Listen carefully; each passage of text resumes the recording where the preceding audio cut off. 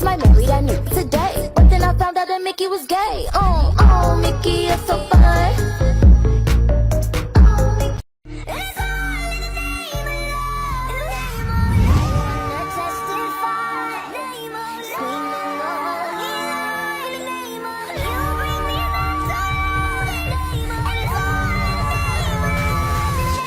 When your father's sister keeps wearing his livery the same color as your dresses. Of course to mock you. Definitely not to pledge his allegiance to you in his fucked up way. No! What are you doing? Beans!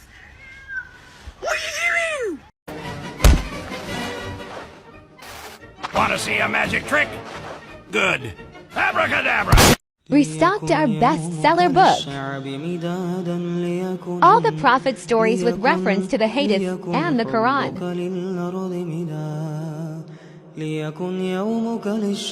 Well translated and a must-read for one who wishes to understand the lives of the prophets and messengers. It'll also help you implement their good character and actions into your life. This book is very helpful in educating on the history of the Abrahamic prophets and the history leading up to Prophet Muhammad. It will increase your love for all the prophets, inshallah. Out of sight, out of mind. Out of sight, out of mind. I've been everywhere, man, looking for someone who can please me, love me all night long.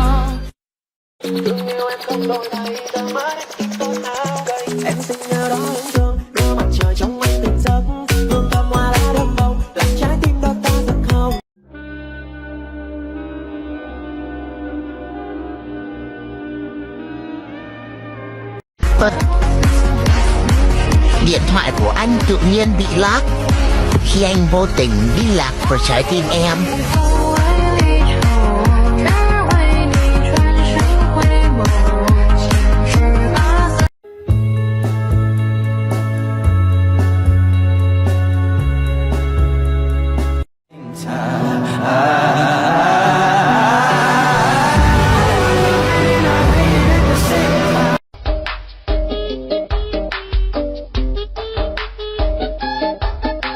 Darling, you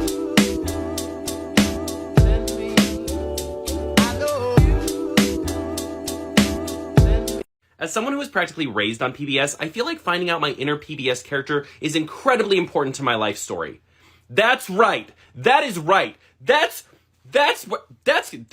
filter's correct. This filter is correct, and there will be no question.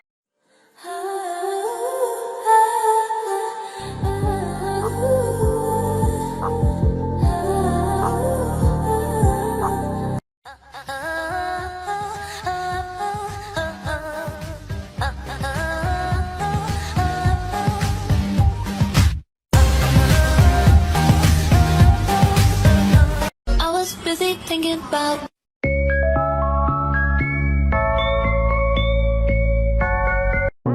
It's about a two-piece I'm drifting in, and I'm already acting like a dick, know me? So you might as well stick it. broke bitch, high heels, 6 inch in the back. When you know, you know. When you know, you know. कैसे उसने छुपकर मुझसे ये सब कुछ बदला, कैसे उसने छुपकर मुझसे ये सब कुछ बदला। पहले रास्ता बदला, फिर नंबर बदला, बाद में घर बदला। ये वही शख्स है जिसके बारे में कहता था मैं लोगों से, मेरा नाम बदल देना अगर वो शख्स बदला। क्या?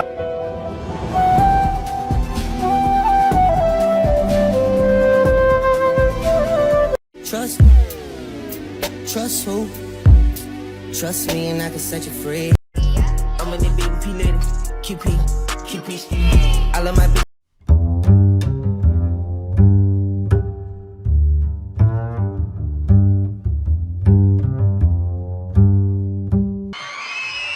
It's Britney, bitch.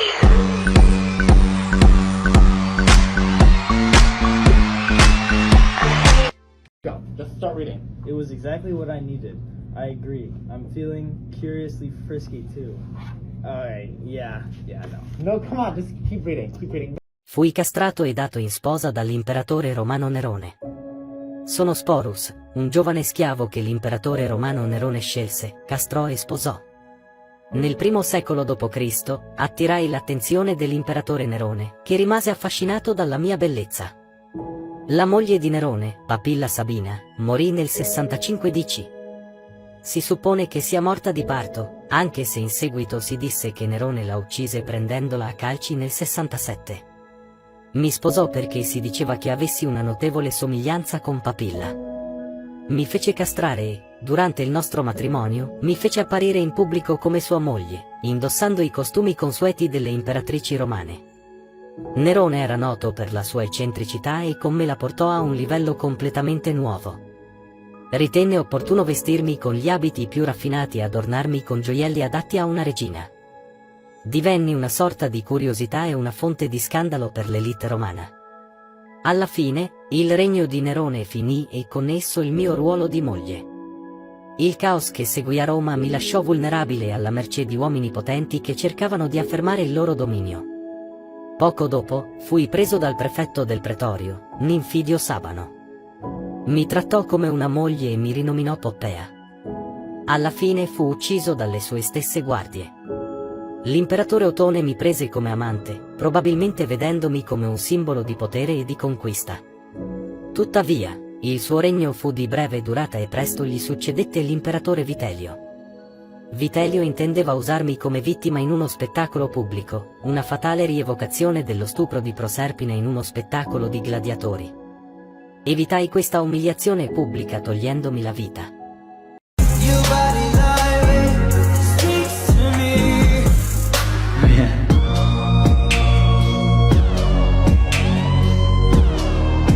I recently went back to Texas to visit my family, and I took an Uber there from the airport, and the Uber driver dropped me off at the end of their driveway, which is like a mile-long driveway. I'm walking down this driveway in heels with a rolling suitcase behind me, and halfway down our driveway we have this pond that when I was little we used to go in all the time. We used to swim in there.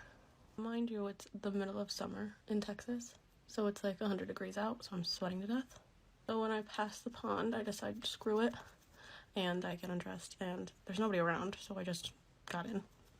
So I'm wearing a bra and underwear, swimming around in this pond, which my underwear is see-through, of course. And after a few minutes, I hear someone screaming, and they're not saying my name, they're just like yelling at me from shore. So I turn to see who it is, and I can't tell who it is, but it's this guy with a cowboy hat, wearing a flannel, and he's huge. He's got a big beard. And then when he gets closer,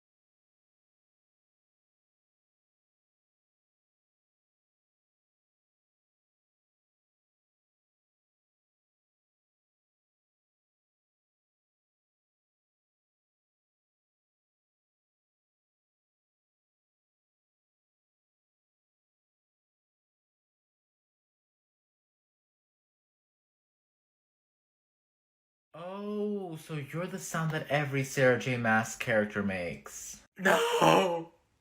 That's growling! I just want to fuck the darkling! Prince and Knight by Daniel Hack and Stevie Lewis. Once upon a time, in a kingdom far from here, lived a charming prince who was handsome and sincere. His parents knew that soon it would be time he took the throne, but with a kingdom so grand, the prince could not rule alone.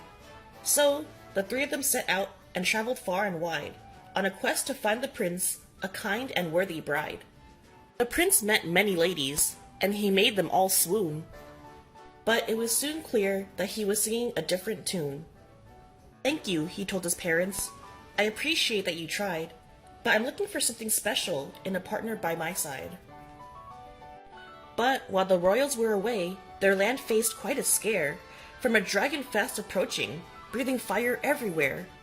All the villagers ran in fear. Even the soldiers hid and fled. "This vicious beast is far too great. We must retreat or we'll be dead." The prince heard the dreadful news, and he raced home with all his might. To protect his precious realm, the prince was ready for a fight. Alas, before you fear our prince had to face the beast alone, along on horseback came a knight, clothed in armor that brightly shone. The dragon charged upon our heroes, thinking it had already won. But the knight had a bold idea, and raised his shield to face the sun. The glare hit the shining metal, blinding the dragon's fiery eyes. But it was what the prince did next that really caught it by surprise. The prince had climbed atop the dragon and tied a rope around its head. He wrapped the cord around the neck and down the body like a thread. The plan had worked. The dragon was caught. Its body was tied and bound. But the prince up high had lost his grip and was falling to the ground. The knight below jumped on his horse and they began to race. The prince was caught and free from harm, held in the knight's embrace. "You saved my life, and you saved mine," they said to one another, and in a flash, to each it felt there simply was no other. The knight took off his helmet to reveal his handsome face, and as they gazed into each other's eyes, their hearts began to race. As the villagers returned, it became clear to those around that the prince's one true love had at last been surely found. The king and queen had come back too, and were overwhelmed with joy. "We have finally found someone who is perfect for our boy." And on the two men's wedding day, the air filled with cheer and laughter, for the prince and his shining knight would live happily ever after.